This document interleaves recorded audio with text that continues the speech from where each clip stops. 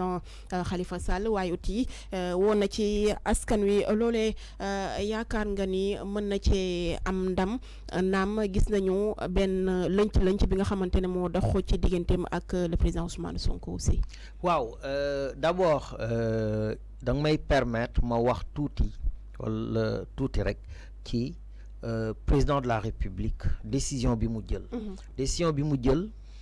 dafay am jeexital ci situation politique je l'ai dit tout à l'heure alors président de la République dañu nekkoon ci situation boo xam depuis 2019 kenn xamul fan la jëm président de la République laaj nañ ko ndax da ngay nekk candidat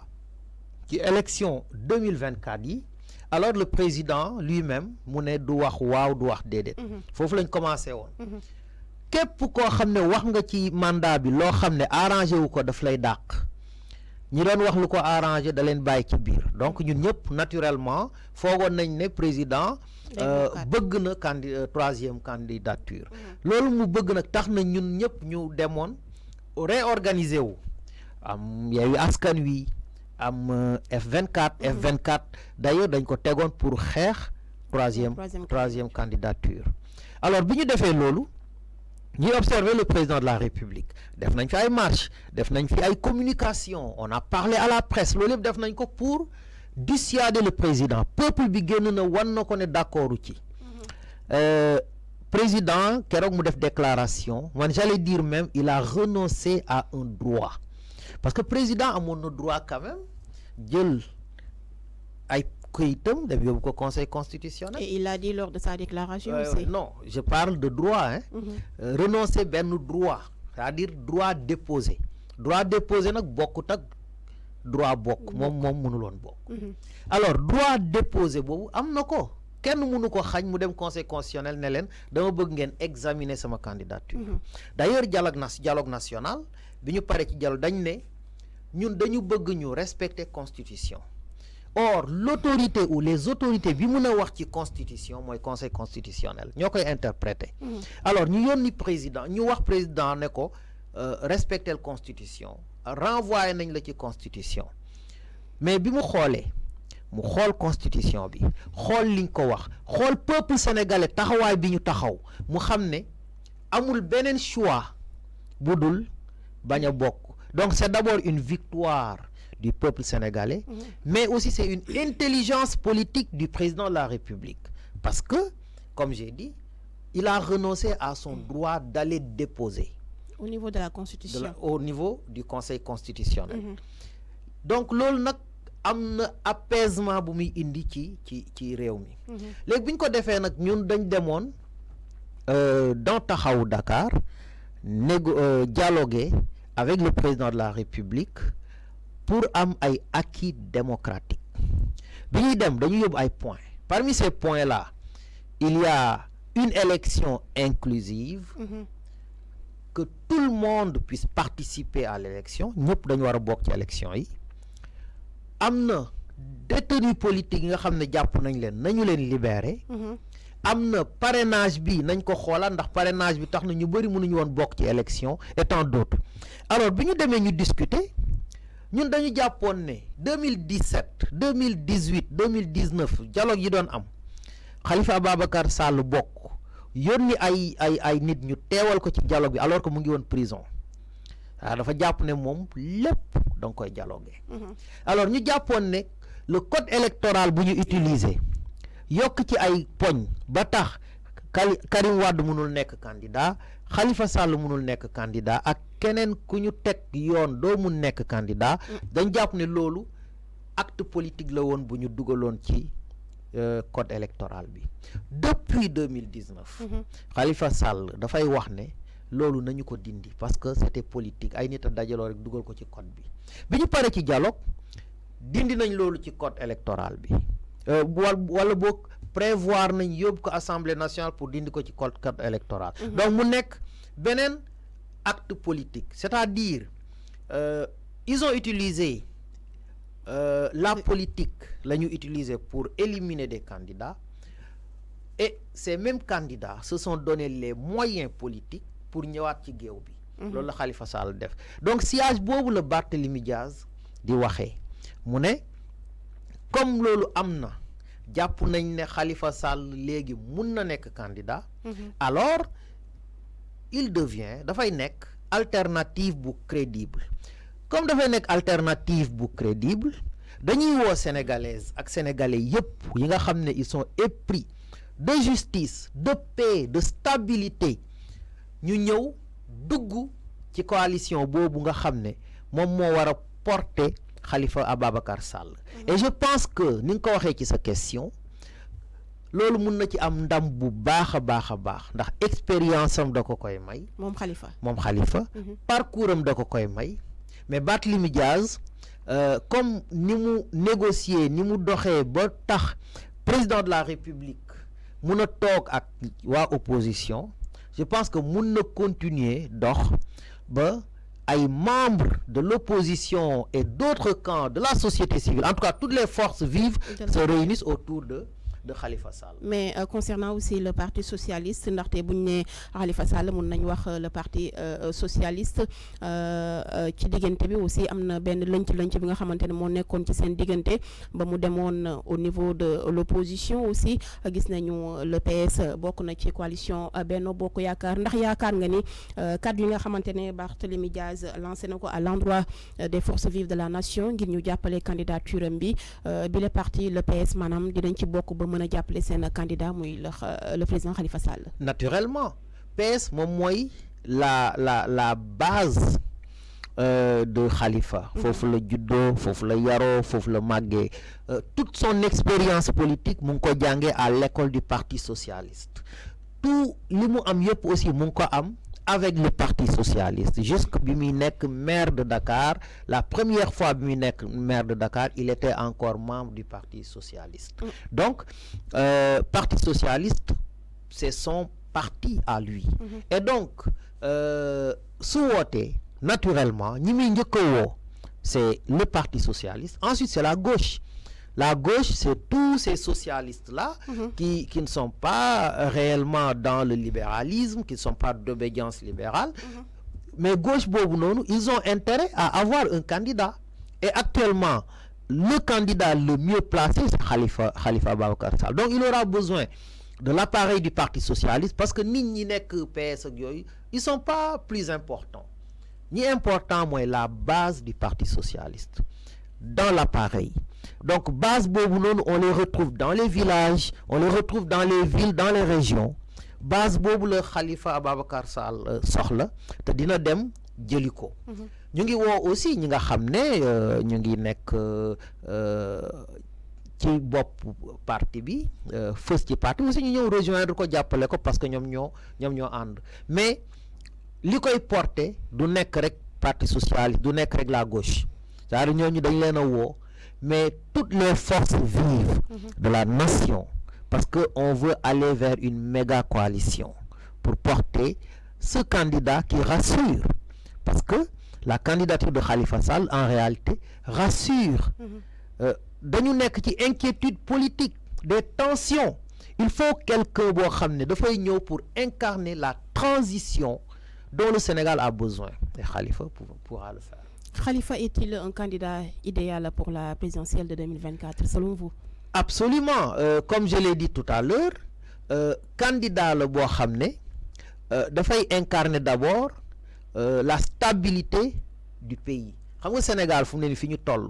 stabilité lañ soxla on a besoin d'un homme d'expérience expérimenté boo xam ne il peut dialoguer tout le monde sait que c'est un homme de dialogue il peut trouver un consensus pour une réconciliation nationale tout le monde sait que moom c'est un homme de consensus parce que quand je parle de réconciliation nationale il faut noter constater pour le regretter que Sénégal actuellement dafa nekk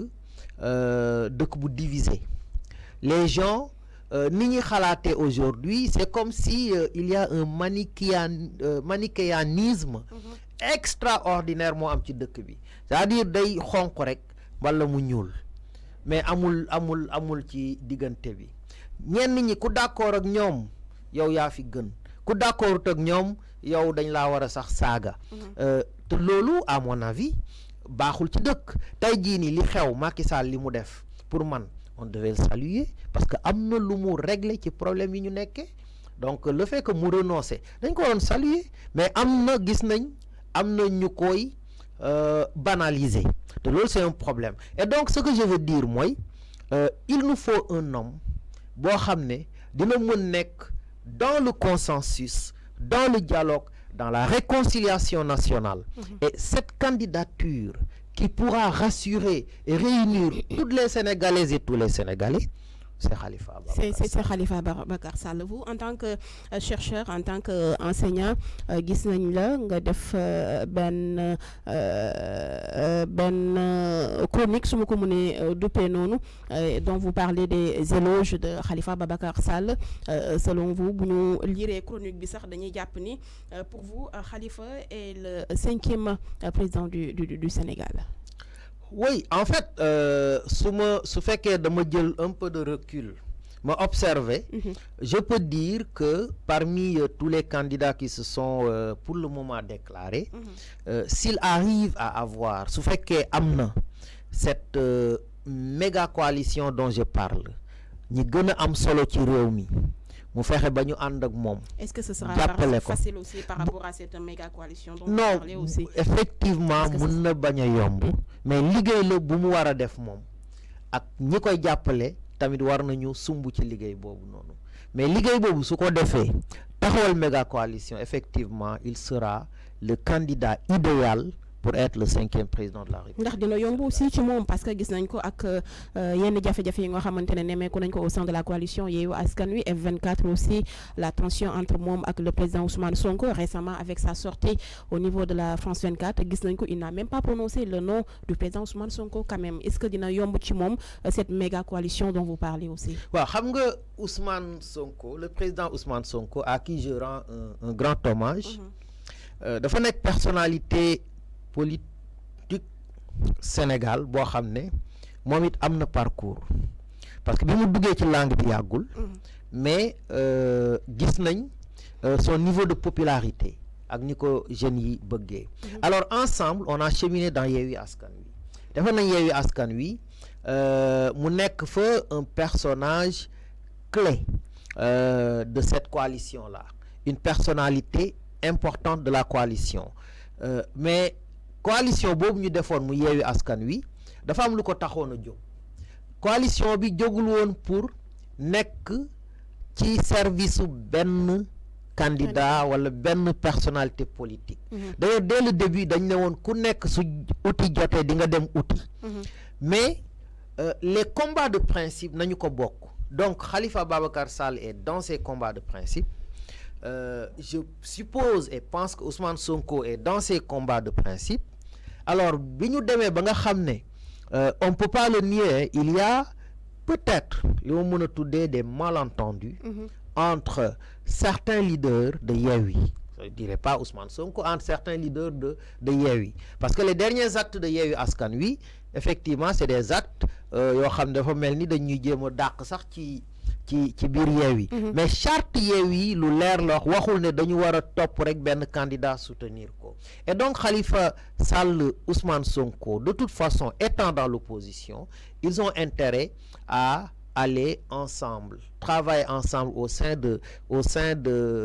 en tout cas aller ensemble dans les combats de principe maintenant Ousmane Sonko dafa war a bokk ci élection yi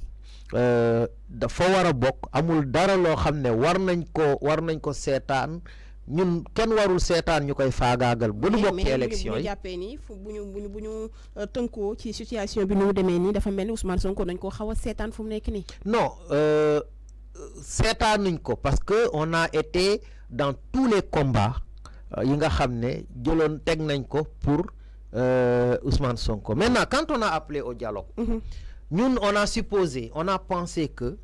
le dialogue n'est rien d'autre qu'un dialogue politique avec d'autres trucs mais c'est un dialogue politique comme dialogue politique la nag ñun on va aller chercher les moyens politiques d'être candidat parce que loolu mooy pomme de discorde bi dañu dem dialogue ils sont pas d'accord certains membres de Yewwi n'étaient pas d'accord pour que ñu participer ci dialogue bi alors ñun dañu dem dialogue pour nous donner les moyens politiques de participer suñu toogoon au sein de Yewwi n'avait pas les moyens de nous faire participer à l'élection présidentielle autre que par le dialogue. Amuloon beneen moyen. Alors ça c'est une chose. Deuxième chose, nee naa la Khalifa Sall liñ koy reproché dialogue rek la amul leneen luñ ko reproché. Alors moom dafa nekk prison di dem dialogue. 3 dialogues yi ñu def 2017 2018 2019 dafa nekk prison di participer. Il était en prison. Léegi nag ñu bëgg ren du dem dialogue parce que waa Yewwi ou certains membres de Yewwi ñoom nee nañ demuñ dialogue. Mais lui il a un parcours politique, il a ses principes. Du waa Yewwi aussi ñoo koy jàngal naka lay defee politique. Il faut qu'on soit sérieux. Et donc il est parti au dialogue pour se donner les moyens de participer à l'élection présidentielle. Te mu ngi koy réussir. Ñun man personnellement j'aurais appelé Ousmane Sonko à participer à ces dialogues-là. Pour man moo gën radicalisme et radicalité bien que jàpp naa ne dañ koy tooñ dañ koy bund xataal ñu ngi koy teglu teguwul, mais on est en politique. Comme on est en politique, pour man il y a des choses, il faut mettre des stratégies qui permettent de participer, parce que moom su participer ci élection yi dina ci am lu rëy. Par rapport à ces stratégies dont vous parlez aussi, est-ce qu'il n'est pas temps aussi de régler yenn malentendus yu nga xamante ne moo nekk au sein de Yewwi, ndaxte gis nañ ko certes le président Macky Sall nee na du bokk ci élection présidentielle yi, le président Sonko nee nañu naam dina bokk am du bokk fu mu nekk nii. Votre candidat idéal c'est le président Khalifa Babacar Sall. Ndax bu ngeen bëggee fu mu nekk nii ndam ci élection présidentielle, il n'est pas temps aussi de régler yenn malentendus au sein de vous aussi. Mais justement, c'est-à-dire, comme je l'ai dit tout à l'heure, les parcours politiques entre le PASTEF et Taxawu Dakar, ou du moins Ousmane Sonko et Khalifa Sall et tant d'autres sont différents. Les parcours yi du benn. Et Khalifa Ababacar Sall am na parcours politique am, il travaille sur son programme politique. Ousmane Sonko am na parcours politique, il travaille sur son programme politique. Donc jàpp nañ ne ñooñu muy Ousmane Sonko muy Khalifa Ababacar Sall muy Déthié Fall muy beneen leader de Yewwi, ñoom ñëpp war nañoo mën a toog waxtaan d'accord ci ay principes yoo xam ne principes yooyu dañ koy suivre. Et donc loolu noonu nag pour mu am, il faut d'abord qu'on rétablisse le respect entre les membres Yewwi. Il faut ñu delloowaat respect bi nga xam ne moom la ñu amoon seen biir. Il faut rappeler que dañu ne dañuy dem dialogue, ñu dem benn meeting mu am ay militants yu fa taxaw di yuuxu Khalifa Babacar Sall. Donc hostilité yi dafa am ñu ko ubbi ba pare. Ñun on est en train de subir ces hostilités-là. Mais on est d'accord qu'on doit on est d'accord pour une candidature plurielle, que Ousmane Sonko soit candidat, que Khalifa Sall soit candidat, que les autres qui veulent être candidats soient candidats. Ñoom ñëpp ñu dañu war a nekk candidat. On est